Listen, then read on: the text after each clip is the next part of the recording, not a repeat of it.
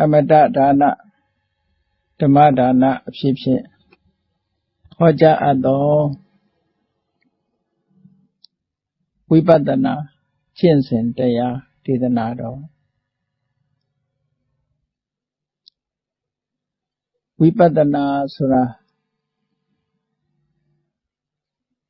ထူးခြားတဲ့ရှုမြင်ချက်ပညာရပ်တစ်မျိုးကိုဝိပဿနာလို့ခေါ်တာ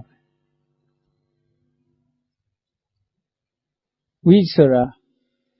မတူထူးခြားတဲ့ပဿနာရှုမြင်မှုလောကလူတွေကြည့်နေတဲ့အမြင်နဲ့မတူတဲ့အမြင်လို့ဆိုလို့အများစုမြင်တဲ့အမြင်နဲ့မတူညီတဲ့အမြင်သို့မဟုတ်ထူးခြားတဲ့အမြင်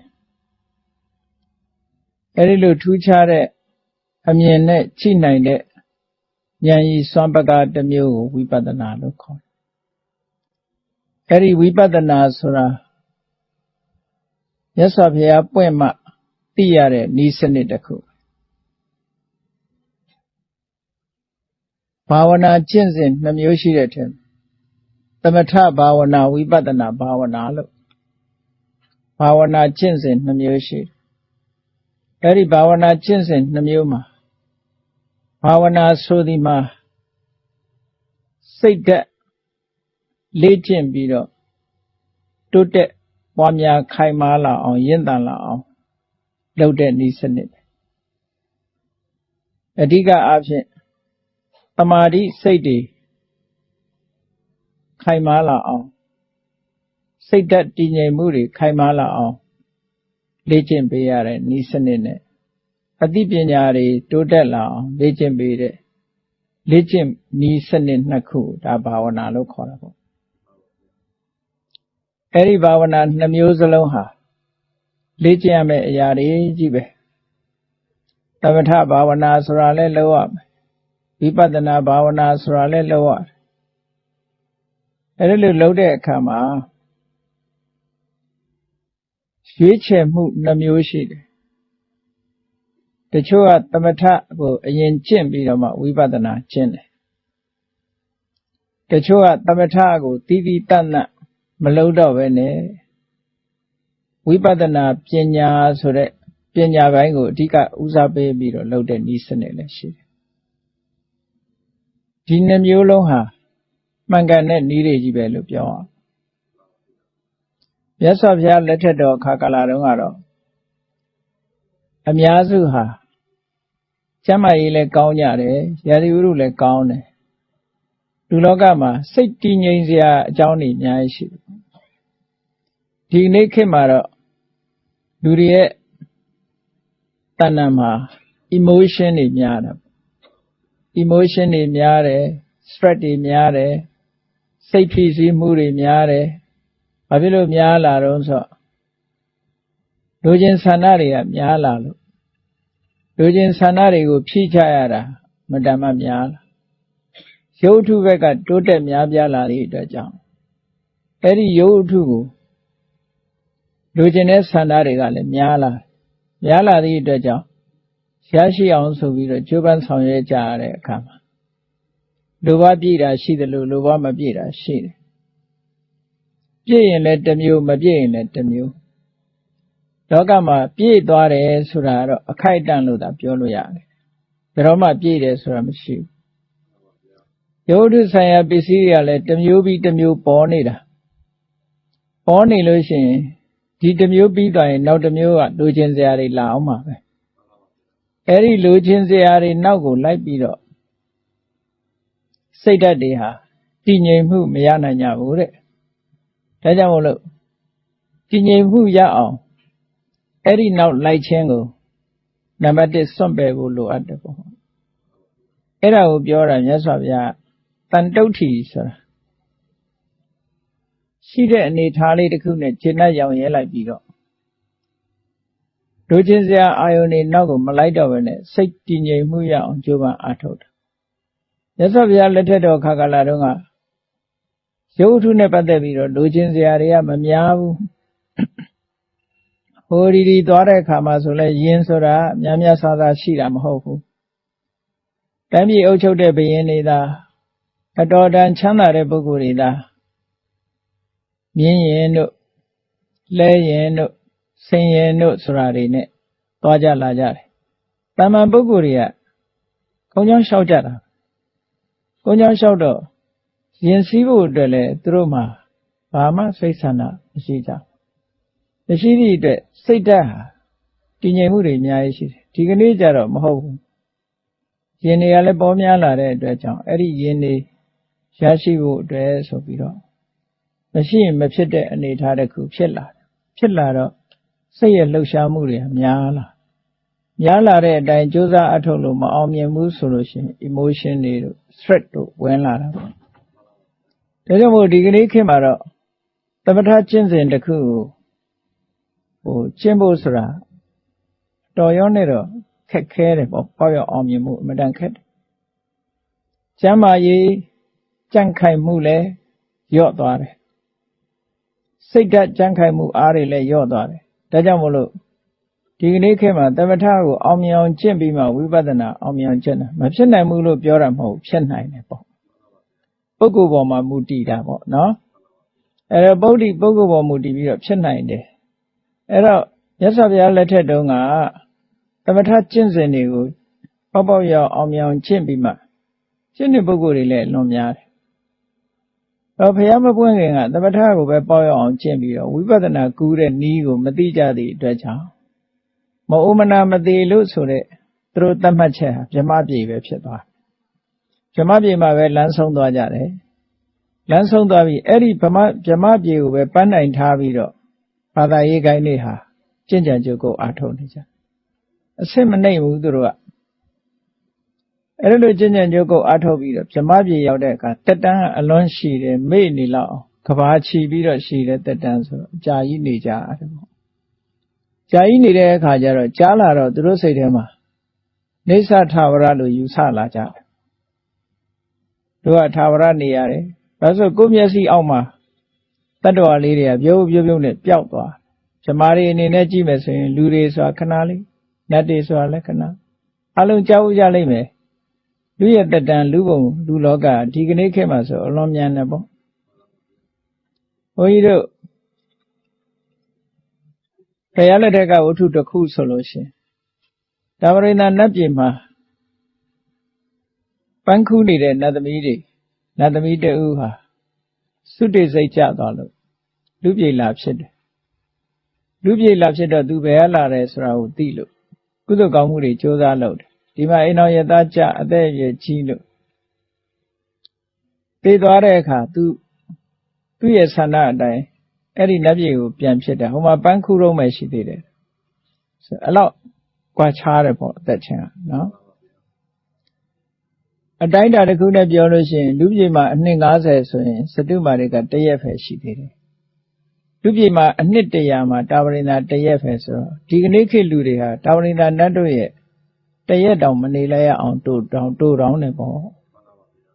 ဒါအတိုင်းတာတစ်ခုကိုကြည့်မယ်ဆိုရင်ဘုန်းကြီးတို့တွေနဲ့အနီးကပ်ဆုံးဖြစ်တဲ့တိရစ္ဆာန်လေးတွေပဲကြည့်တိရစ္ဆာန်လေးတွေရဲ့တက်တန်းမတူကြတယ်ခဏလေးပဲပေါ်လာလိုက်ပျောက်သွားလိုက်ပေါ်လာလိုက်ပျောက်သွားလိုက်ဒီလိုပဲနေမှာပဲပေါ့အဲ့ဒါလို့အခြေအနေမျိုးဟာသမထကျင့်စဉ်တစ်ခုကိုကျင့်လို့အမှန်တန်ကြာရှိတဲ့တက်တန်းရှိတဲ့ဘုံဘဝရောက်သွားတဲ့အခါကြလို့ရှိရင်သူတို့ကဘုမနာမသေးလို့ယူဆပြီးတော့မှားယွင်းတဲ့အယူဆတွေပေါ်ပေါက်လာမြတ်စွာဘုရားရဲ့တရားတော်ရသမထကျင့်စဉ်ရဲ့လမ်းဆုံးကတော့ဆန်တဲ့အပိညာဉ်တွေပဲအပိညာဉ်တွေမှာပဲလမ်းဆုံးတယ်ထူးခြားတဲ့စွမ်းရည်တတ္တိတွေရမယ်သို့တော့သိရင်လည်းဗြဟ္မပုံမှာရောက်ပြီးတော့နောက်တစ်ချိန်ကျတန်တရားတွေကလွတ်မှာမဟုတ်ဘူးပြန်လာအောင်မှာပဲလို့ဆိုတဲ့အနေအထားမျိုးရှိအဲ့ဒါကြောင့်မလို့မြတ်စွာဘုရားကတခါရောက်ရင်ဘယ်တော့မှပြန်မလာရတဲ့နေရာမျိုးဆိုလိုတာကအကြောင်းတရားတွေကုံအောင်ခြေမုံလိုက်နိုင်တယ်အကောင်းတရားတွေကုံအောင်ဖယ်ရှားလိုက်နိုင်တဲ့ဤစနစ်တစ်ခုကတော့ဝိပဿနာပဲဝိဆိုတာမတူညီတဲ့ပဿနာအမြင်တစ်ခုဒီဉာဏ်ကြီးစွမ်းအားနဲ့မှသုံးဆင့်အောင်ပူခြင်းနာခြင်းသေခြင်းဆိုတဲ့ဒီဘေးဒုက္ခတွေကင်းတဲ့ အခြေအနေတစ်ခုကိုဉာဏ်ရည်ကမှပေးနိုင်တယ်တမာတိဆိုတော့ဒီဉာဏ်ရည်ကိုအထောက်အကူပြုဖို့ပဲရှိတယ်ဒါကြောင့်မို့လို့ဘုန်းကြီးတို့တရားအထုတ်တဲ့ပုဂ္ဂိုလ်တွေအနေနဲ့နှစ်မျိုးခွဲခြားမှတ်သားသင့်တယ်ပေါ့တဦးကသမထကျင့်စဉ်တမာတိလုပ်ငန်းကိုထူထောင်ပြီးတော့မှဝိပဿနာကိုအထုတ်တယ်ဒါကတဦးနောက်တဦးကတော့ဝိပဿနာကိုပဲတိုက်ရိုက်သွားတယ်တမာတိကိုထူထောင်ပြီးတော့မနေတော့ဘူးဝိပဿနာအာယုန်နဲ့ပဲပညာတိုးတက်အောင်ကြိုးစားတယ်ဆိုဒီနည်းနှစ်ခုရှိလာအဲ့ဒီနည်းနှစ်ခုရှိလာတဲ့အခါမှာ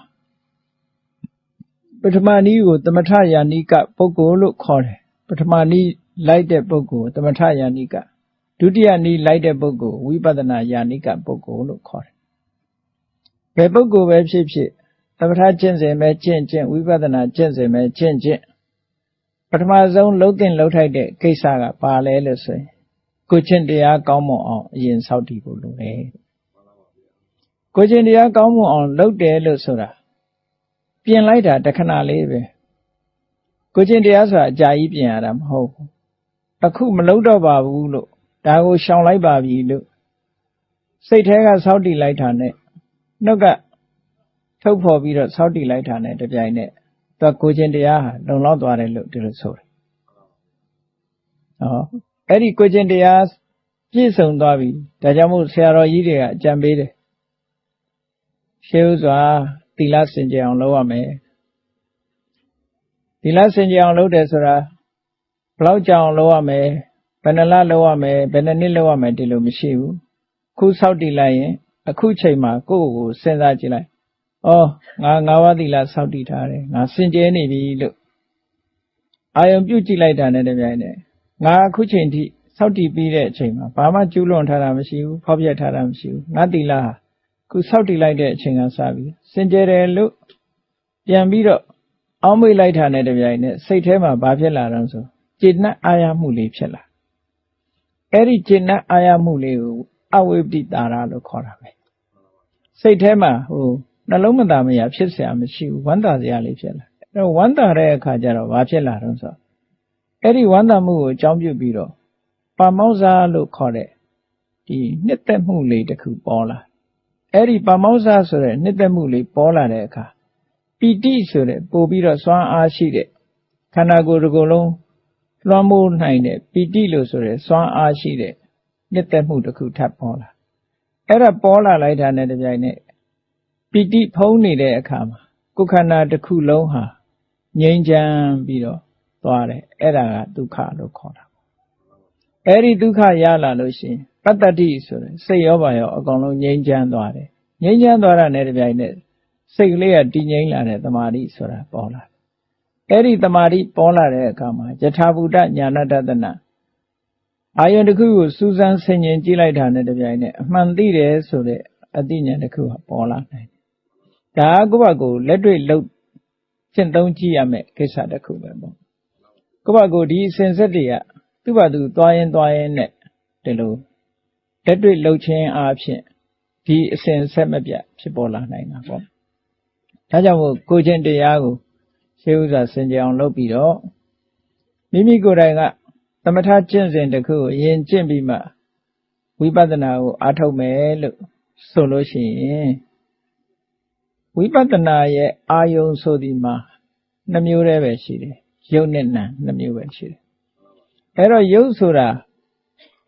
အာယုံကိုသိနိုင်စွမ်းမရှိတဲ့အရာကိုခေါ်တယ်နာမ်ဆိုတာကအာယုံကိုသိတဲ့အရာကိုခေါ်တယ်အဲ့ဒီလိုအာယုံကိုသိတာနဲ့မသိတာဒီသဘာဝနှစ်ခုနဲ့ဘုန်းကြီးတို့တွေရဲ့ခန္ဓာကိုယ်ဖွဲ့စည်းထားတာဖြစ်တယ်အဲ့ဒီလိုဖွဲ့စည်းထားတာဖြစ်တော့ကိုယ်ဘဝတစ်ခုလုံးကိုခြုံကြည့်မယ်ဆိုရင်ပြမအာယုံကိုသိတဲ့အရာနဲ့ပြမကအာယုံကိုမသိတဲ့အရာဒီယုံနဲ့နာနှမျိုးပဲရှိတယ်ဆိုတာထင်ရှားလာအဲ့ဒီယုံနဲ့နာနှမျိုးပဲရှိတယ်ဆိုရထင်ရှားလာတဲ့အခါမှာဝိပဿနာကျင့်စဉ်တစ်ခုကိုသမထအားထုတ်ပြီးမှကူးကျင်တယ်ဆိုတဲ့ပုဂ္ဂိုလ်ကဘာကစပြီးတော့ရှုသင့်တယ်လဲလို့ဆိုလို့ရှိရင် နံတရားကစပြီးတော့ရှုတဲ့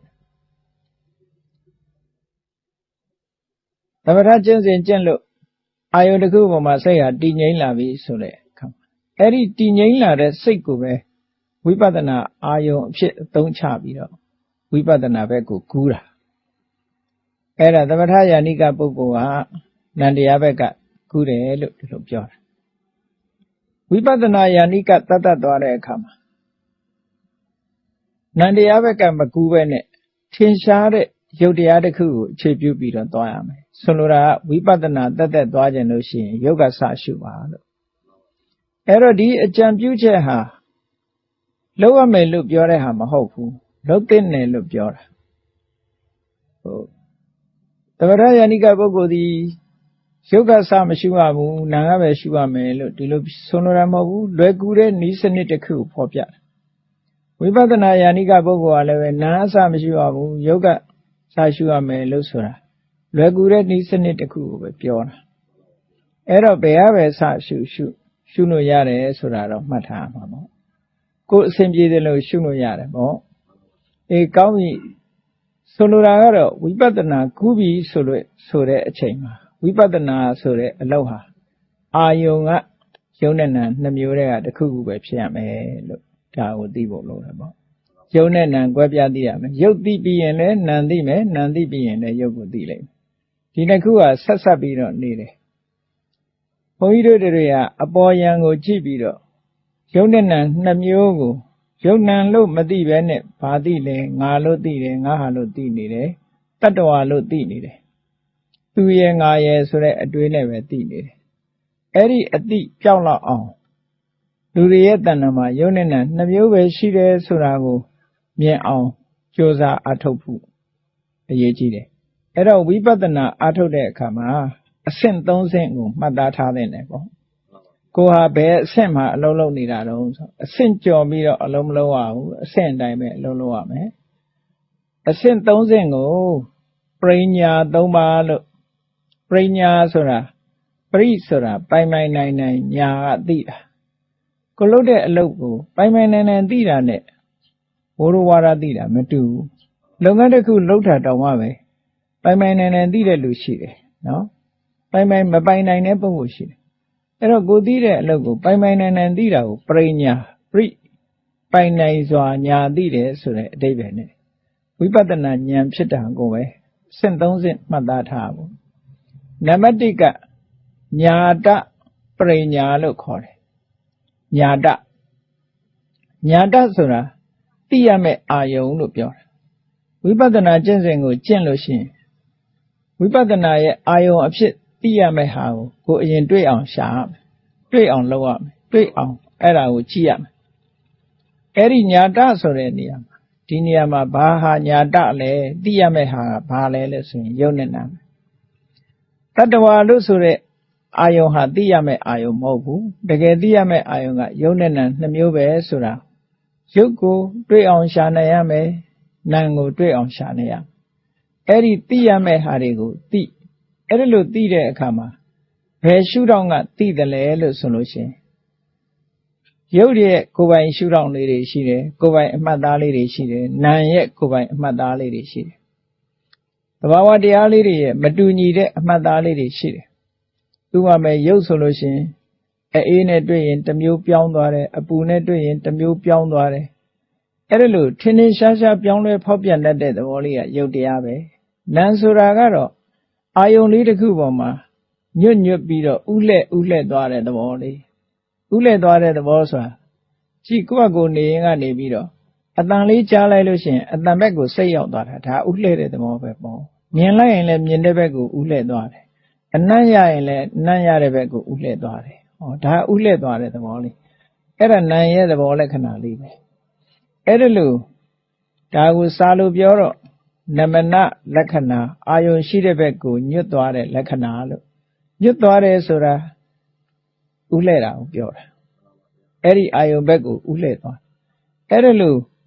သဘာဝတရားကိုယ်ပိုင်သဘာဝတရားလေးတွေကိုနဲ့ဒီရှုမှတ်ရမယ့်ယုတ်တရားနံတရားတွေကိုကွဲပြားသိဖို့လိုတယ်ဆိုပါစို့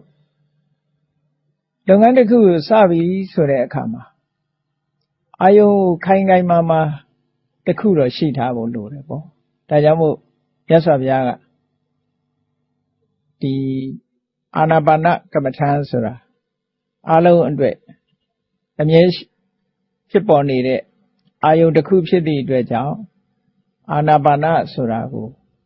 မဟာသတိပဋ္ဌာန်သုတ်မှာမြတ်စွာဘုရားဟောထားတာရှိတယ်။ထိုင်ပြီဆိုလို့ရှိရင်ထွက်လေဝင်လေ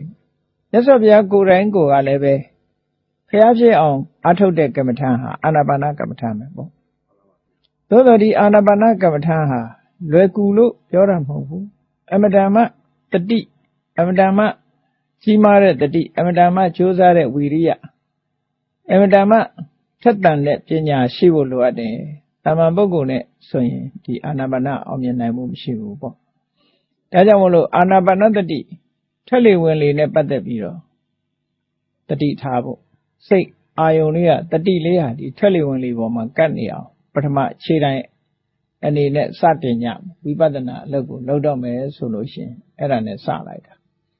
ညာတပရိညာကိုစမယ်ဆိုရင်စိတ်ရည်နဲ့အရာကိုကတ်လို့ကိုယ့်ရဲ့ထွက်လေဝင်လေလေးကိုမှတ်နေလိုက်တယ်အဲ့ဒါလို့မှတ်နေလိုက်တဲ့အခါသမထဆိုလို့ရှိရင်တော့လေထီးတဲ့နေရာလေးတစ်ခုပဲကြိုးစိုက်ပြီးမှတ်တယ်ဉာဏ်ဓာတ်တွေကိုမေ့ထားလိုက်ပေါ့အဲ့ဒါလို့ထားလိုက်လို့ရှိရင်တမာတိမြန်မြန်ရလာအဲ့လိုမဟုတ်ဘူးဝိပဿနာကျင့်စဉ်ကိုကျင့်ပြီဆိုလို့ရှိရင်သဘာဝလေးတွေရှုသွင်းလိုက်တဲ့အချိန်မှာသဘာဝလေးဘယ်နှမျိုးရှိတယ်ဆိုတာကိုထင်ရှားသိလို့ရတယ်ပေါ့အာယုံစိုက်ပြီးတော့ကြည့်လိုက်မယ်ဆိုလို့ရှိရင်ရှုသွင်းလိုက်တဲ့အခါမှာလေရဲ့လှုပ်ရှားတဲ့သဘာဝလေးအဲ့ဒီလေရဲ့လှုပ်ရှားတဲ့သဘာဝလေးထိလိုက်တဲ့အခါမှာ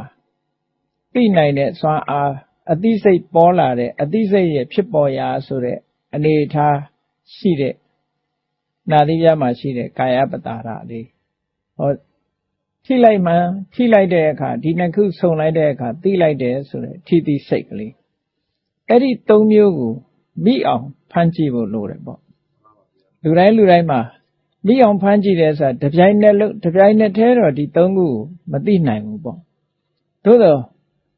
တစ်ခုပြီးတစ်ခုသိသွားရမယ်သိတာဟာဒီ၃မျိုးရှိတယ်ဆိုတာသိဖို့ကြိုးစားဖို့လိုအပ်တယ်ပေါ့အသိစိတ်ဆိုတာအလွန်မြန်တယ်မြန်သည့်အတွက်ကြောင့်ရှုသွင်းလိုက်တဲ့လေလေးကသဘာဝတစ်ခုထိုရှုသွင်းလိုက်တဲ့လေလေးရဲ့ထိတဲ့နေရာလေးကသဘာဝတစ်ခု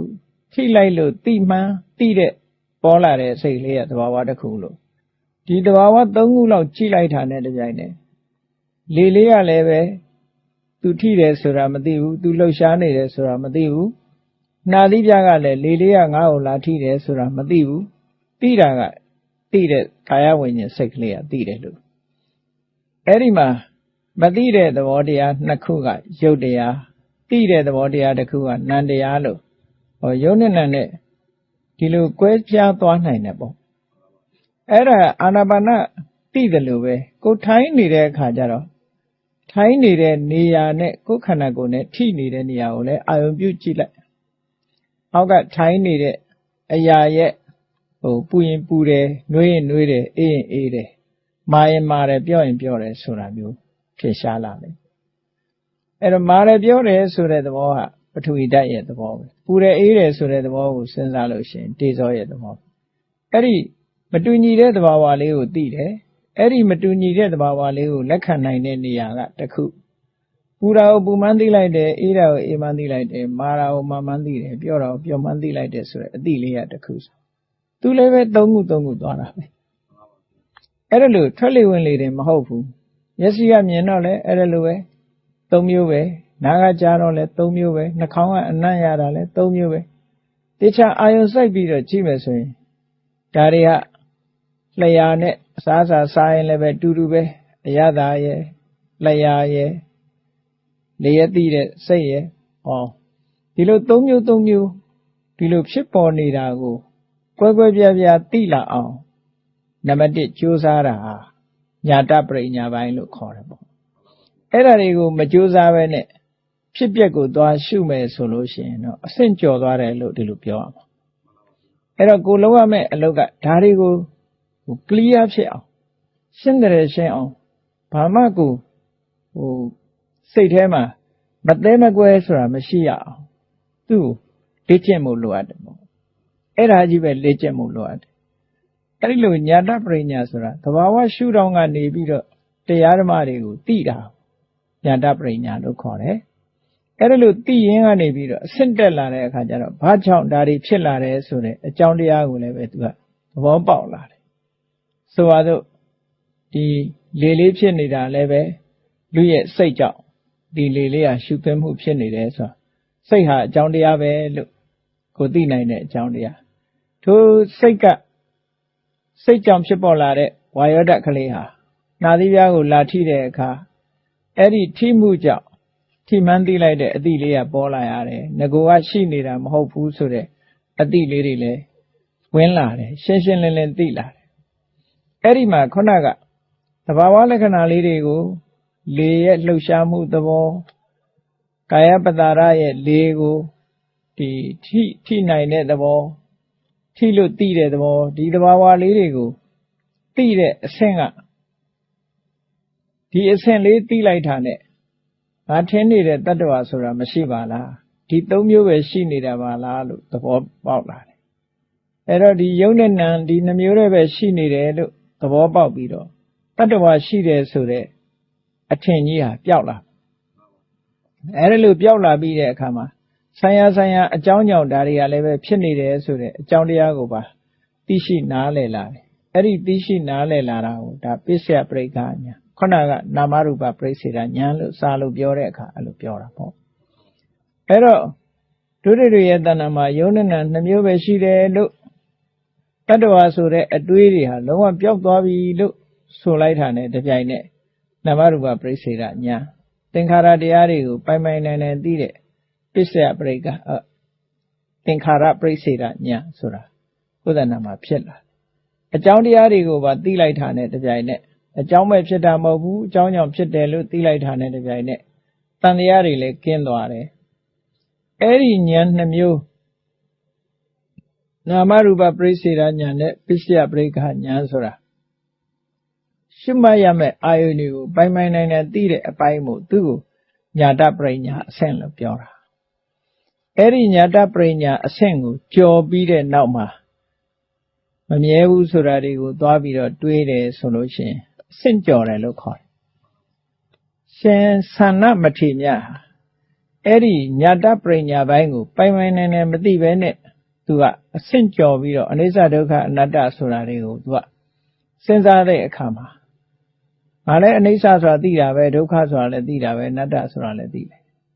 သူ့ရဲ့စိတ်ဟာကိလေသာတွေကလွတ်မသွားနိုင်ဘူးဘာကြောင့်လဲလို့ဆိုတာသူကပစ္စယပရိက္ခဉာဏ်တို့နာမရူပပရိစ္ဆေဒဉာဏ်တို့ကိုပိုင်ပိုင်နိုင်နိုင်မလေးကျင့်မဲနဲ့အထက်ဉာဏ်တွေကိုသူကတက်ဖို့ကြိုးစားတဲ့အခါမှာသူကတရားမရဘဲနဲ့ဖြစ်နေတယ်အဲ့ဒါကိုသိလို့ရှင်အနန္ဒမထေရမြတ်ကပရိစ္ဆသမုပ္ပါဒ်နဲ့အကြောင်းတရားတွေကိုပါပိုင်ပိုင်နိုင်နိုင်သိဖို့အတွက်သူ့ကိုဟောပေးလိုက်တဲ့အခါမှာသူဟာလမ်းကြောင်းမှန်သွားတယ်ပေါ့ဒါကြောင့်မို့လို့ဝိပဿနာတစ်ခုကျင့်စဉ်ကိုကျင့်မယ်ဆိုလို့ရှိရင်ဟောဒီညာတပရိညာအပိုင်းမှာရှုစရာအာယုန်တွေကိုပိုင်ပိုင်နိုင်နိုင်သိအောင်ကြိုးစားတာအဲ့ဒါညာတပရိညာညာတပရိညာဆိုတာဖြစ်မှုပြက်မှုကိုမသိသေးဘူးအဲ့ဒီအချိန်မှာသဘာဝတရားတွေကိုပဲမိနေသေးတယ်ဟောရုပ်ဆိုတာဒီလိုပဲနာမ်ဆိုတာဒီလိုပဲပထဝီဆိုတာဒီလိုပဲအာဘောဆိုတာဒီလိုပါလားတေဇောဆိုတာဒီလိုပါလားဝါယောဆိုတာဒီလိုပါလားလို့သဘာဝလေးလက္ခဏာလေးတွေသိလာတယ်ဖတ်တာရဲ့သဘောတွေဝေဒနာရဲ့သဘောတွေပညာရဲ့သဘောတွေစိတ်ရဲ့သဘောတွေပိုင်ပိုင်နိုင်နိုင်သိလာတဲ့အခါသိလာပြီးတဲ့နောက်အကြောင်းကိုပါပိုင်းခြားပြီးတော့သိလာပြီးဆိုလို့ရှိရင်ဒါညာတပရိညာအဆင့်ပိုင်ပိုင်နိုင်နိုင်ဖြစ်လာပြီလို့ဒီလိုပြောတာအဲ့ဒီညာတပရိညာအဆင့်ကိုကြိုးစားဖို့လိုအပ်တယ်ပေါ့ဝိပဿနာကျင့်စဉ်အားထုတ်ပြီးဆိုရင်အဲ့ဒီအဆင့်ကိုကြိုးစားအဲ့ဒီအဆင့်ရပ်ပြီးတဲ့အခါမှာဆက်ပြီးတော့လုပ်ရမယ့်ဟာဘာလဲလို့ဆိုလို့ရှိရင်တိရဏပရိညာလို့ခေါ်တယ်အဆင့်မြင်အမြင်ဟာမြင့်လာတိရဏပရိညာဆိုတာဘာလဲလို့ဆိုရင်ကိုသိတဲ့ခုနကရုပ်တရားနံတရားတွေဟာ ဖြစ်လာပြီးတဲ့နောက်ပျောက်သွားတယ်မဖြစ်ခင်ကလည်းတဏှာထဲမှာစုနေတာမရှိဘူးအကြောင်းကြောင့်ဖြစ်ပေါ်လာတယ်ဖြစ်ပေါ်လာပြီးတဲ့နောက်လည်းလုံးဝပျောက်ကွယ်ပြီးတော့သွားတယ်တဏှာမှာသွားပြီးစုဝေးတည်ရှိနေတာမဟုတ်ဘူးလို့အနိစ္စရဲ့သဘောတရားမမြဲတဲ့သဘောတရားဖြစ်ပြီးပြက်လာတဲ့သဘောတရားတွေနဲ့ခုနကအာယုန်တွေပေါ်မှာရှုမှတ်ရမယ်အဲ့ဒါကြတော့တာမညလက္ခဏာလို့ခေါ်တယ်တာမညဆိုတာလူတွေကနားလဲတာတစ်မျိုးဖြစ်တယ်တာမညဆိုတဲ့အဓိပ္ပာယ်ကဝိသေသနဲ့တွဲတဲ့တာမညမဟုတ်ဘူးဒီနေရာကတာမညရဲ့သဘောကဘာလဲလို့ဆိုရင်အားလုံးဆိုင်တဲ့အမှတ်အသားလို့ပြောတာသင်္ခါရတရားအားလုံးနဲ့ဆိုင်တယ်ခုနတုန်းကသဘာဝလက္ခဏာဆိုတာတစ်ခုစီတစ်ခုစီနဲ့သာသက်ဆိုင်တယ်အားလုံးနဲ့မဆိုင်ဘူးတာမညလက္ခဏာကြတော့အားလုံးနဲ့ဆိုင်သင်္ခါရတရားအားလုံးဟာမမြဲဘူးဆိုတာဒီလိုသိတာလားတော့အားလုံးနဲ့ဆိုင်တဲ့လက္ခဏာဆိုတာအနိစ္စဒုက္ခအနတ္တလို့ဆိုတယ်ဒီအမှတ်အသား၃မျိုးကိုပြောတာအဲ့ဒီအမှတ်အသား၃မျိုးဟာသင်္ခါရတရားတိုင်းမှာရှိတယ်ဆိုတာကိုကမြင်လာအောင်ရှုမြင်တတ်ဖို့လိုလာတယ်ပေါ့အဲ့ဒီအနိစ္စဒုက္ခအနတ္တကိုရှုမြင်တတ်ပြီးဆိုတော့မှဝိပဿနာဟာစတင်ပြီးတော့ဖြစ်ပေါ်လာတယ်လို့ဒီလိုဆိုတယ်ခုနကဉာဏ်တစ်ခုကဝိပဿနာရဲ့အခြေခံပဲရှိသေးတယ်ညာတပရိညာဆိုတာဝိပဿနာရဲ့အာယုံကိုရအောင်ယူထားခြင်းသာရှိတယ်အဲ့ဒီအာယုံရဲ့သဘာဝကိုဒီတာမညလက္ခဏာတွေကိုမမြင်သေးဘူးအဲ့တော့အခုမြင်အောင်ကြည့်လိုက်တဲ့အခါကျတော့မှဒါကြတော့မှလက္ခဏာရာမဏိကဝိပဿနာလို့ခေါ်တယ်အနိစ္စဒုက္ခအနတ္တဆိုတဲ့ဒီအမှတ်သားတွေပေါ်မှာစိတ်ကရောက်ပြီးတော့သိနေတဲ့အသိပညာတစ်ခုတဲ့အဲ့ဒါစပြီးတော့ဖြစ်လာတယ်အဲ့တော့ဒါရင့်တန်လာအောင်အကျမ်းပြင်းစဉ်းစားတာလဲလုပ်ရတယ်သမထနာဉာဏ်ဆိုတာမမြဲတဲ့သဘောတွေကိုအများတတိထားပြီးတော့စဉ်းစားနေရစဉ်းစားမှုလုပ်ရတယ်ထင်ရှားတာလေးတွေကိုကြည့်ပြီးတော့စဉ်းစားလို့ရတယ်ဆိုပါစို့ကြားနေတဲ့အတန်လေးတစ်ခုကြားရင်နားထောင်ရင်ကနေစဉ်းစားကြည့်လိုက်လို့ရှိရင်ပထမပေါ်လာတဲ့အတန်လေးပြောက်ပြီးဒုတိယအတန်ပေါ်လာတယ်ဒုတိယအတန်ပြောက်တော့တတိယအတန်ပေါ်လာတယ်တတိယအတန်ပြောက်တော့သရုတ်ထအတန်ပေါ်လာတယ်ရှေ့ပိုင်းအတန်တွေကပြောက်ပြီးနောက်တော့အတန်တွေပေါ်လာတယ်ဆိုတာအာယုံပြုပြီးတော့ကြည့်လို့ရတယ်ပေါ့ပျက်စီးနေတယ်ဆိုတဲ့သဘောမှာကြည့်လို့ရဥပမာမဲ့မြေကြီးကိုသွားကြည့်လိုက်မယ်ဆိုရင်ရေပြင်ကြီးပဲတာမန်ကြည့်တဲ့ပုဂ္ဂိုလ်ကရေပြင်ကြီးပဲမြင်မယ်သေးသေးချာချာအသေးစိတ်ကြည့်တဲ့အခါအဲ့ဒီရေတွေရဲ့ရွေလျားနေတဲ့သဘောကိုမြင်သွားမှာပေါ့ထို့တူပဲခန္ဓာကိုယ်ကိုကြည့်တဲ့အခါမှာတာမန်အနေထားနဲ့မကြည့်ပဲနဲ့ငါခန္ဓာကိုယ်ဟာဖြစ်ပြီးတော့ပြက်နေတာပါလားဆိုတဲ့အနေထားတစ်ခုကိုမြင်အောင်ကြည့်ဖို့လိုတယ်ပေါ့ကိုယ်စိတ်ကလေးတွေဟာလည်းရွေးရှားပြီးသာဝရပြောင်းလဲနေတဲ့အရာတွေဒါဆိုတာမြင်လာတယ်စိတ်ရွေးရှားပြောင်းလဲနေတယ်လို့ရုပ်ဟာလည်းပဲရွေးရှားပြောင်းလဲနေတယ်ဆိုင်ရာတက်တန်းလေးကုန်တာနဲ့ဒါတွေကဖြစ်ပြီးတော့ပြက်နေတာပဲဖြစ်တာကအကြောင်းတိုက်ဆိုင်လို့ဖြစ်လာတာပြီးတော့ပျောက်သွားတယ်ဆိုတဲ့သဘောလေးတွေကိုစဉ်းစားပြီးတော့ဆင်ញင်သုံးသပ်နိုင်တာစုပေါင်းပြီးတော့သုံးသပ်နိုင်တာခုနကြားနေတဲ့အတန်တွေမရှိတော့ဘူးပျောက်သွားပြီအခုကြားနေတာကခုနအတန်မဟုတ်ဘူးအဒီကြားပြီးတော့နောက်ထပ်ကြားတဲ့အတန်လဲပြီးခဲ့တဲ့တုန်းကကြားခဲ့တဲ့အတန်မဟုတ်ဘူးဒါကအသစ်အကြောင်းနဲ့အသစ်ဖြစ်ပေါ်လာတဲ့အရာပဲလို့ဒီလိုမြင်အောင်ဆင်ញင်သုံးသပ်ပြီးတော့ဖြုံငုံပြီးတော့သုံးသပ်တဲ့နည်းကိုကလာပသမတနာလို့ခေါ်တယ်အဲ့ဒီဝိပဿနာကလာပသမတနာနည်းနဲ့ဖြုံငုံပြီးတော့အလုံးသင်္ခါရတရားတွေဟာဒီလိုပဲလို့ဖြုံငုံသုံးသပ်တာနောက်နေယဝိပဿနာဆိုတာဒါပြက်တယ်လို့ကျန်တာတွေလည်းပြက်နေတာပဲလို့အနုမာနနည်းနဲ့ရှုနိုင်ရမယ်အဲ့ဒီလိုသင်္ခါရတရားတွေကိုမြင်ပြီးတဲ့အခါမှာအနိစ္စလို့မြင်လာတယ်ဒုက္ခလို့မြင်လာတယ်အနတ္တလို့မြင်အဲ့တော့အဲ့ဒီမှာအနိစ္စလို့မြင်လိုက်တာမမြဲဘူးလို့မြင်လိုက်တာနဲ့တပြိုင်နက်နောက်ကဒုက္ခဆိုတာလည်းမြင်လာတယ်အနတ္တဆိုတာလည်းမြင်ဒီသုံးခုကဆက်ဆက်နေတယ်တခုမြင်တာနဲ့အားလုံးဟာမြင်သွားနိုင်တယ်လို့ဒီလိုပြောတာဘာဖြစ်လို့တုံးဆိုတော့အနိစ္စဆိုဒီမှာ အကြောင်းတစ်ခုကိုမှီပြီးတော့ငကောကမရှိဘဲနဲ့ပေါ်လာတယ်ပေါ်လာပြီးတော့နောက်ပျောက်သွားတယ်အဲ့ဒီအရာကသင်္ခါရတရားတွေမှာအမြဲတမ်းကပ်ပြီးတော့အနှောက်အယှက်ကြီးတစ်ခုဖြစ်နေတယ်ဆိုပါတော့ပို့ပြီးတော့ထင်ရှားအောင်ဘုန်းကြီးတို့ဥပမာနဲ့ကြည့်မယ်ဆိုရင်စောင်းတန်ကလေးတစ်ခုနားထောင်နေတဲ့အခါမှာကြည့်အဲ့ဒီစောင်းတန်ကလေးဟာစောင်းကြိုးထဲမှာရှိနေသလားစောင်းအိုးထဲမှာရှိနေသလားတီးတဲ့လူရဲ့လက်ထဲမှာရှိသလားသို့မဟုတ်ပတ်ဝန်းကျင်မှာရှိနေတာလားလို့ဆိုလို့ရှိရင်ဘယ်နေရာမှမရှိဘူးဆိုတာသိကြတယ်ဘယ်နေရာမှမရှိဘဲနဲ့ဒီစောင်းတန်ကဘယ်လိုလုပ်ပေါ်လာရသလဲဆိုရင်ကျိုးရဲ့အိုးရဲ့တီးတဲ့လူရဲ့လုံလပြောကရဲ့ဟောအကြောင်းသုံးခုပေါင်းလိုက်မှဒါလေးကပေါ်လာတယ်ငကောရှိနေတာပေါ်တာမဟုတ်ဘူးမရှိတာပေါ်တာပေါ်လာပြီးတဲ့နောက်မှာဒါလေးကလုံးဝပျောက်ကွယ်သွားပြန်တယ်ပျောက်ကွယ်သွားတယ်ဆိုတာပြန်မလာတော့တဲ့အနေနဲ့ပျောက်သွားတာနောက်ထပ်တီးလို့ပေါ်တဲ့အတန်ကနောက်အကြောင်းနဲ့နောက်အတန်ပဲသို့တော့အလားတူတော့ဖြစ်ချင်းဖြစ်တာပေါ့အလားတူကိုကမျက်စိလဲပြီးတော့အရင်အတန်ပဲလို့ဒီလိုပြောကြတာဟုတ်တကယ်တော့အရင်တန်နဲ့သူကသူ့အကြောင်းနဲ့သူပြီးသွားပြီအခုကနောက်တီးတာနောက်အတန်နဲ့နောက်အကြောင်းပဲအဲ့ဒါလို့သဘာဝတရားတွေရဲ့ဒီမမြဲတဲ့သဘောကိုပိုင်ပိုင်နိုင်နိုင်သိလာပြီဆိုတဲ့အခါမှာအနိစ္စမြင်လာတာနဲ့တပြိုင်တည်းဒီဖြစ်ပြီးတော့ပြတ်သွားတာဟာကြီးကအမြဲတမ်းနှိမ့်ဆက်ပြီးဒုက္ခပေးနေတာပါလားနှောက်ယှက်နေတာပါလားလို့မြင်တာဟာဒါဒုက္ခလို့ခေါ်တာစိတ်ပြည့်စရာကြီးလို့မြင်လာရင်ဒါဒုက္ခလက္ခဏာကိုမြင်တယ်လို့ခေါ်တာပဲဖြစ်ပြနေတာကြီးကိုမြင်လာတဲ့အခါမှာစိတ်ပြည့်စရာကြီးဖြစ်လာတယ်ဒုက္ခလက္ခဏာအဲ့စိတ်ပြည့်စရာကြီးဖြစ်လာတဲ့အရာတစ်ခုကိုငါအလိုကျဖြစ်နိုင်မလားလို့စဉ်းစားရင်ဘာမှမဖြစ်နိုင်ဘူးကိုလုံးနိုင်တာတစ်ခုမှမရှိဘူးသူ့သဘာဝအတိုင်းဖြစ်နေတယ်လို့မြင်လိုက်တာအနတ္တကိုမြင်လိုက်တာနောက်တစ်ခုကအနတ္တမြင်ပုံလေးကသူကမမြဲတဲ့သဘောတရားကြီးကိုမြဲအောင်သူ့ဟာသူလည်းမလုပ်နိုင်ဘူးသူမမြဲတာကိုပဲသူ့ဟာသူဘာမှမစွမ်းဆောင်နိုင်ဘူးအခိုက်အတန့်လေးမှာအကြောင်းကြောင့်ပေါ်လာပြီးတော့သူကပျက်စီးသွားတယ်မမြဲတဲ့သဘောတရားကြီးကသူများကိုမြဲအောင်ဘယ်လိုလုပ်ပေးနိုင်မှာတော့ဘယ်လိုမှကိုတောင်မှမမြဲပဲနဲ့သူများကိုမြဲအောင်ဘယ်လိုမှလုပ်မပေးနိုင်ဘူးဆိုတဲ့စွမ်းအားတတ္တိမရှိဘူးဆိုတဲ့ဒီသဘာဝကိုဆင်ញင်စဉ်းစားတာဟာအနတ္တကိုမြင်တာပဲ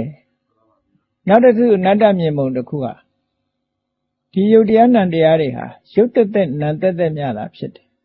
ဖြစ်ပြီးပျောက်သွားတဲ့သဘာဝတွေသာဖြစ်တယ်ဒီထဲမှာငါလို့ပြောစရာလည်းမရှိဘူးငါဟာလို့ပြောစရာလည်းမရှိဘူးဘယ်ဟာကိုငါဟာပြောမှာတော့ပြောလို့ရတာတခုမှမရှိဘူးလို့ဒီလိုမြင်လို့ရှိရင်ဒါတုံညလို့မြင်တာခေါ်တယ်ဘာမှမရှိဘူးလို့မြင်လိုက်တဲ့တုံညဆိုတဲ့အမြင်ဟာအနတ္တရဲ့အမြင်ပဲပေါ့အဲ့တော့အနိစ္စဒုက္ခအနတ္တမြင်တဲ့နေရာမှာမြင်ပုံမြင်နည်းတွေမတူကြဘူးပေါ့ဒါကြောင့်မို့လို့ဝိသုဒ္ဓိမဲ့မှာတော40ဆိုတာပေးထားတာရှိတယ်တောဆိုတာကအနိစ္စတောဒုက္ခတောအနတ္တတောဆိုတဲ့ဒီအချင်းရာဒီတောဆိုတဲ့အဓိပ္ပာယ်ကအချင်းရာအနိစ္စအချင်းရာဒုက္ခအချင်းရာအသင်္တရံဖြစ်ပုံအချင်းရာလေးတွေကိုတောလို့ပြောတာဒီနေရာမှာနော်အဲ့ဒီသဘာဝရှုပုံရှုနည်းအချင်းရာလေးတွေအများကြီးပဲအနိစ္စလို့မြင်တယ်ဆိုတာမခိုင်မာရင်လည်းအနိစ္စလို့မြင်တယ်နော်ဖြစ်ပေါ်ပြီးပျောက်သွားတာကိုလည်းအနိစ္စလို့မြင်တယ်ဒုက္ခလို့မြင်တာကြတော့ယောဂကြီးလို့မြင်တယ်ဆိုရင်လည်းဒုက္ခမြင်တာပဲ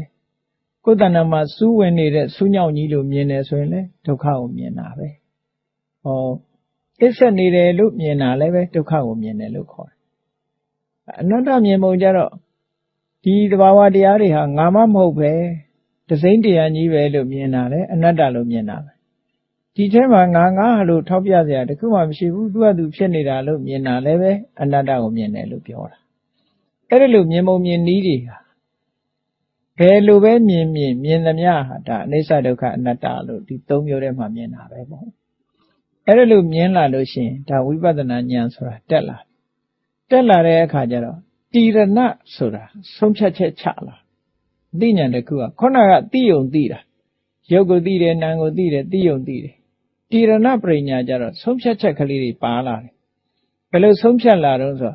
မမြဲဘူးလို့ဆုံးဖြတ်လာတယ်ဆင်းရဲတယ်လို့ဆုံးဖြတ်လာတယ်ဆုံးဖြတ်ချက်ကလေးတွေသူက အဲ့ဒီလိုဆုံးဖြတ်ချက်ကလေးတွေချနိုင်လာတယ်ပေါ့အဲ့ဒီလိုဆုံးဖြတ်ချက်တွေချနိုင်လာတယ်ဆိုတဲ့ဝိပဿနာဉာဏ်အဆင့်နှစ်ခုကသမသနာဉာဏ်နဲ့ဥရိယဗျာဉာဏ်ကိုခေါ်တာတဲ့အဲ့ဒီနှစ်ခုရောက်လာလို့ရှိရင်ကိုဟာဒုတိယအဆင့်ဖြစ်တဲ့တိရဏပရိညာပိုင်းကိုရောက်လာပြီလို့ဒီလိုပြောရမှာပေါ့ညာတပရိညာပိုင်းခိုင်ခိုင်မာမာတိဆောက်ပြီးတဲ့အခါမှာတိရဏပရိညာပိုင်းရောက်လာပြီအဲ့ဒီကနေဆက်ပြီးတော့ကြိုးစားတဲ့အခါမှာပဟာနပရိညာလို့ခေါ်တယ်ပဟာနဆိုတာဖယ်ရှားလိုက်တာတွန်းလှန်ဖယ်ရှားဖြောက်ပလိုက်တာပေါ့ဖြောက်နိုင်လာတယ်ပေါ့ခုနကအမှန်မြင်လာတဲ့အခါကျတော့အနိစ္စလို့မြင်လာလို့ရှိရင်တစ်သလုံးထင်လာတဲ့မြဲတယ်လို့ထင်လာတဲ့အထင်ကြီးကပျောက်သွားဒုက္ခလို့မြင်လာတဲ့အခါမှာတစ်သလုံးချမ်းသာတယ်လို့ထင်လာတဲ့အထင်ကြီးကပျောက်သွားတယ်ငါပိုင်တယ်လို့တစ်သလုံးထင်လာတဲ့အတ္တပညာဟာအနတ္တလို့မြင်လိုက်တဲ့အချိန်ကစပြီးတော့ပျောက်သွားတယ်နှစ်သက်စရာကြီးလို့တစ်သလုံးထင်လာခဲ့တာဟာညီငွေ့စရာကြီးလို့မြင်လာတဲ့အခါမှာနှစ်သက်စရာဆိုတာကိုဖြောင်းနိုင်သွားတယ်ပေါ့တိမ့်ပိုက်ဖို့ကြိုးစားလာတဲ့အနေအထားတွေကိုစွန့်လွတ်မှုကနေပြီးတော့ဖြောက်သွားတယ်အဲ့ဒါလို့ဖယ်ရှားပြီးတော့မြင်သွားတဲ့ဝိပဿနာဉာဏ်အဆင့်တွေကြတော့ပါဟနပရိညာလို့ခေါ်တယ်အဲ့ဒီပါဟနပရိညာကဘယ်ကနေစတော့ဆိုဘင်္ဂဉာဏ်ကနေပြီးတော့စတာပေါ့နောက်ဆုံးလောကီပရိညာအနေနဲ့ပြောမယ်ဆိုလို့ရှိရင်သင်္ခါရုပ္ပကဉာဏ်အထိအောင်ပေါ့အဲ့ဒီအဆင့်ကလည်းပဲဒီမှားယွင်းတဲ့အယူဆတွေကိုဖယ်ရှားပြီးတော့ဖြစ်လာတဲ့ဉာဏ်တွေပေါ့ဉာဏ်ရည်ဉာဏ်သွေးတွေတက်လာတယ်ဆိုတဲ့ပါဟနပရိညာပိုင်းပဲနောက်ဆုံးမှာသင်္ခါရတရားတွေနဲ့ပတ်သက်ပြီးတော့လုံးဝရှင်းကြီးမြင်ပြီးတော့မှားယွင်းတဲ့အတွေးတွေအလုံးပျောက်သွားပြီးဆိုင်ရာကိလေသာတွေကိုဖယ်ရှားပစ်လိုက်နိုင်ပြီမက်စိတ်ဖို့စိတ်မဉဏ်ဖို့ဉဏ်ရလာပြီဆိုတဲ့အခါကျမှဒီလုပ်ငန်းဟာပြီးဆုံးတာမဟုတ်အဲ့လိုမဟုတ်သေးလို့ရှိရင်ဒီဝိပဿနာကျင့်စဉ်တစ်ခုဟာမပြီးသေးဘူးအဲ့တော့ဝိပဿနာကျင့်စဉ်ဆိုတာဘယ်လောက်ကျင့်ရမှာတုံးလို့မေးရင်တစ်သက်လုံးကျင့်ရမှာဘယ်အချိန်ကျင့်ရမှာတုံးဆိုအချိန်မရွေးကျင့်ရမှာကိုယ်တဏ္ဍာမှာဒီဝိပဿနာက၃မျိုးရှိတယ်ပေါ့အခုကအဆင့်၃မျိုးကိုပြောတာအဆင့်၃မျိုးကညာတပရိညာအဆင့်တိရဏပရိညာအဆင့်ပါဟနပရိညာအဆင့်လို့အဆင့်30နဲ့သွားတယ်အဆင့်ကျော်ပြီးတော့မလုပ်ရဘူးညာတပရိညာအဆင့်ဆိုတာဝိပဿနာရဲ့အာယုန်နဲ့ပတ်သက်ပြီးတော့ပိုင်နိုင်သိအောင်လုပ်တာတိရဏပရိညာရဲ့အဆင့်ဆိုတာဆုံးဖြတ်ချက်ချနိုင်တာအဲ့ဒါတွေနဲ့ပတ်သက်ပြီးတော့မမြဲတဲ့သဘောဆင်းရဲတဲ့သဘောကိုမပိုင်တဲ့သဘောဆိုတဲ့တာမညာလက္ခဏာရှုထောင့်ကဆုံးဖြတ်ချက်ချနိုင်တာပါဟနပရိညာအဆင့်ဆိုတာအထင်တွေအမြင်တွေမှားယွင်းလာတဲ့အယူဆတွေကိုဖယ်ရှားသွားနိုင်တာဟောသုံးဆင့်ပိုင်နိုင်သိတဲ့အဆင့်ကနေပြီးဆုံးဖြတ်နိုင်တဲ့အဆင့်ကိုရောက်သွားတယ်ဆုံးဖြတ်နိုင်တဲ့အဆင့်ကနေပြီးတော့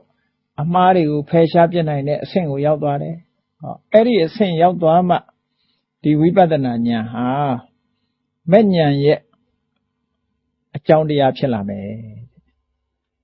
မဲ့ဉာဏ်ရဖို့ရာအတွက်မဲ့ဉာဏ်ဆိုတာလောက်ရတဲ့အလုပ်မဟုတ်တော့ဘူးကိုလောက်ရမှဝိပဿနာဉာဏ်ပဲမဲ့တရားလိုချင်ဝိပဿနာပဲလောက်ရအလင်းအောင်လိုချင်လို့ရှိရင်ဘာလို့ရတော့မိထွန်းတာပဲပေါ့နော်ဟိုအလင်းကိုကမိမထွန်းမဲနဲ့ငါအလင်းရခြင်းနဲ့ဆိုလို့မရဘူးလေအဲ့တော့အကျိုးတစ်ခုဟာအကြောင်းတရားကိုအထောက်ရတာပဲအဲ့တော့ဝိပဿနာဉာဏ်ကိုအထောက်ရင်ကနေပြီးတော့မဉဏ်ဖုန်ဉဏ်ဆိုတာမျက်မှောက်ပြုရတဲ့အရာတစ်ခုဖြစ်တယ်ပေါ့အဲ့တော့ဝိပဿနာကို၃မျိုးခွဲထားတာရှိတယ်ဝိပဿနာတစ်ခုကသင်္ခါရတရားတွေကိုပိုင်နိုင်သိတဲ့ဝိပဿနာကသင်္ခါရပရိက္ခဏနဝိပဿနာလို့ခေါ်တယ်သင်္ခါရတရားတွေကိုပိုင်းခြားပြီးတော့သိတဲ့ဉာဏ်အဲ့ဒီဉာဏ်ကဒီထက်မြက်သည်ဖြစ်စေမထက်မြက်သည်ဖြစ်စေဝိပဿနာဉာဏ်မှန်သမျှသည်မဲ့ဉာဏ်ကိုဥတည်ပြီးတော့နောက်ဆုံးကမဲ့ဉာဏ်ကိုပဲဖြစ်ပေါ်စေနိုင်တယ်တဲ့ဟောထက်တန်တဲ့နောက်ဝိပဿနာဉာဏ်တစ်ခုကဘာတော့ဆိုရင်ဖလားသမပတ္တိသောတပန်ဖြစ်လို့သောတပတ္တိဖို့ဝင်စားခြင်းနဲ့အဲ့ဒီအဆင့်ကိုပြန်ရောက်ခြင်းနဲ့ပြန်သွားခြင်းနဲ့သဂရဂံဖြစ်လို့သဂရဂါမိဖို့အနာဂါမဖြစ်လို့အနာဂါမိဖို့ယန္တာဖြစ်လို့ရတ္တဖို့ပြန်ပြီးတော့ဝင်စားခြင်းနဲ့ဆိုရင်လေဟောဒီဝိပဿနာကပဲသွားတယ် Eri Vipadana Jaro, Palathamapati Vipadana Loco. Tu Jaro, Temyama Vaya, no name for when Zalumia. Go Vipadana, Tetemia Chea, Beloloa, Lichin. Now the Ku Vipadana the Kuara, Barose, Nirora Tamapati, Vipadana. Eri Nirora Tamabasura, Anagane Yahanda, when Zalo Yade. Anagayana leve, Sanya Vida, Tamata Vipadana, so legend had a Boguda, when Zalo Yade. But what a Kuma, Segu, Kana Yatam Pit, Nisaneha, Amadama, Kakeramo, Tamanebelwemde. At this idea, Yatam light. A shay a whole net doan needed. See needed, ya yitaku, Kitakana yap light. Say degu yap light. Erelu yatna tanine, Sayan Tati sheeted. Nirora Tamabat Suneha, Vipadana Dua. Matep, Manya. They beat ole, Tetane Vipadana Machisiabu, they beat up Jonian Vipadana Lemchisiabu, a lay a langu to a toya, Toama, Colotian Elohaya. Hodabo, Shuego Tansene Pogoha, Bibiano Lemiahu, Bisho be Lolo Lemiahu, Dua. Shuya and ye jago touching ocean. Manganet, listening to a toama. A bube like a can like a bube like a can like it. Tilo toama to a shuya and ye jadis are cut on it. Eddie the Bobe. Ero Tigani Chin and Joko Ato Nijare, Vipadana, Nyansura. Think Karadigo. By my name and Dio Josare, Vipadana Nyam Chete. The do ye Josa jet, chip, Navan yet Tauku, Manyan yet Tauku, Chipare, a nene Amiana, or Yauta Mayauta, a nene Amia Meshide, a Tauku Mapchete, Vipadana Sura, Meshibu, Saint Dan Lo, Yentan La Loshi, Dune do Maduni Naimu, Adina Yentana, Mayentana, Madunaimu, Madunai Dredja, the Yara Mayada, Masenza Vene. Lota Malota over Senza. Go a lonely de Bogula. Kaidakua, Dware Kama. Malamene, Madwabene. Yaude Kayisa, Mashu. Go yon Dwa Barnet Dwa. Delanyan, Dwane Bolure. Chilandia Yawame Key solution. The landland habitation goes a golame janore. But the lama Malan de Lua, Landia Long Jani Mabe. Eri Landia do Pielama Mo, Gobago, Josabi, Lanya, Pchetepo. Era Vivadana Jensen Suraleve, Dilue, Chimbiro Toam. Erelu Chinjan Jogo Atonima, or Talambi, Sura, Nila at the Popo. Now Soha Cologene, Meti Puri, Yashi Biro, Tinkara Diari, Loa Chunyan or Sengu, Yashi Nine. Erelu Yashi ah. Poido de Reha, Pari lo at the lesson. The tea de alo at the Tisura, Ionet Sakeliboma, Mieran Shentwenibu. Eri the tea, she de Kamale, the tea Liricuren and Mapibu. The tea she lavi Sure Kama, Sinjendo, Adinia. The Vawadiari with Tinian and Yainyanzwan, Shivo Lure. Erelu Pit on, Chosa Atopolo, the Lure. Tajamu Mahadribra Natoma, Atapi, Tamazano, Tatima. Kamatandia Atobi saying, Atapi Sure, Wiria Shiame, Tatima Sure, Tatishiame, Tamazana Sure, Senyan. No? Tinyan Sura, Madama Yechira Tua. Nyanga, Alu, Pide Akama Tua. Tatia Senyan Bedalu, Nyanga Nebiro. A day and net, a two a shot. Did the body arigo, Nale Bido, Los Honya. Come on, Adamabe, Senza, really. Be short in a chain, show me, 10 in a chain, Tia Sura. The Adinia leve. Never go to Are Sure, Kama leve. Tiha, Yichi have. Goye Adinian. Goye, a neat had a coup. Man can on cheetah de Adinian the coup, Tamazana lo Corabe. Eh, Mepsiame Yarigado. Nivarana diario, Mepsiabu, the Ayomoma, Loba Suramalazi Abu, Toda Suram Shisiabu. Janet Nivarana diari, Abu diari, Mepsian load. Dagobe, Tayagenelu Koraba. Era Vipadana, a Jengu, Chene Sura. ဒီတစ်ခုတည်းသောနီလန်းပဲမြတ်စွာဘုရားဟောထားတယ်ဒီကျင့်စဉ်အတိုင်းပဲအားလုံးဟာကျင့်ကြရမှာဖြစ်တယ်နိဗ္ဗာန်သွားခြင်းတဲ့ပုဂ္ဂိုလ်လည်းဒီလမ်းကပဲရှောက်ရတာပဲအားလုံးဟာတစ်ခုတည်းသောလမ်းလို့မြတ်စွာဘုရားဟောတယ်ဒီတစ်ခုတည်းသောလမ်းကရှောက်လို့ရှိရင်ဘုန်းကြီးတို့တွေအခုရင်ဆိုင်နေကြရတဲ့တောကတွေပရိဒေဝတွေဒုက္ခတွေဒေါမနတတွေဒီလမ်းကိုသွားလို့ရှိရင်